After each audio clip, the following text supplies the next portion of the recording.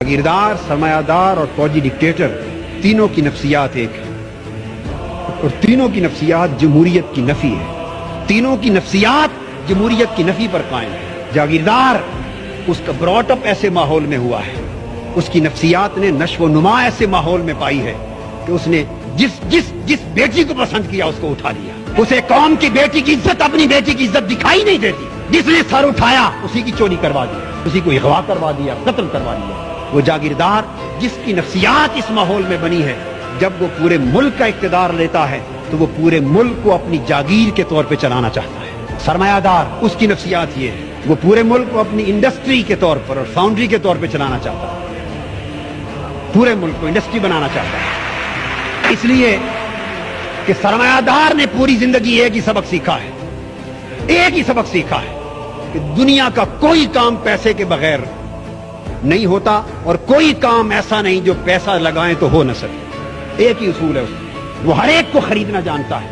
एक चपरासी से लेकर बिजली के लाइनमैन तक, एक आईटीओ से लेकर इनकम टैक्स के कमिश्नर तक, उसने हर एक को पैसे से खरीदना सीखा है। जब वो मुल्क के इक्तदार पे आता है, वो सारे इदारे पैसे से खरीदना चाहता है, उससे पूरे के पूरे मुल्क का सिस्टम तबाह बर्बाद होता है। उसके ज़हन में भी जमहूरियत की नफी है। और फौजी डिक्टेटर उसने भी जिंदगी भर एक ही बात सीखी है कि जो हुक्म दूं आगे नो की किसी को जुर्रत ना हो।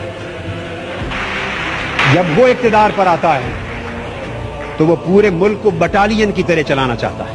48 साल में मुल्क की ज़मान इक्तदार बदल बदल के इन 3 तबकात में रही। यही वजह है कि चेहरे ही बदलते रहे हैं, निजाम न बदलना था न बदल सका और न बदलेगा जब तक इक्तदार की कुर्सियों पर जागीरदार, सरमायादार, वडेरे काबिज हैं।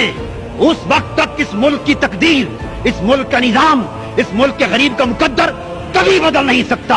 अगर गरीब को अपना मुकद्दर बदलना है तो इक्तदार इनसे छीनना होगा, इन ऐवानों से इनको निकालना होगा। इनकलाब नारों से भी नहीं आएगा, इनकलाब खून मांगता है, खून मांगता है, इनकलाब कुर्बानियां मांगता है। आए फौज अश्किया मेरा इस्लाम रहेगा, कुरान रहेगा, मेरा पैगाम रहेगा। मैं रहूं या न रहूं।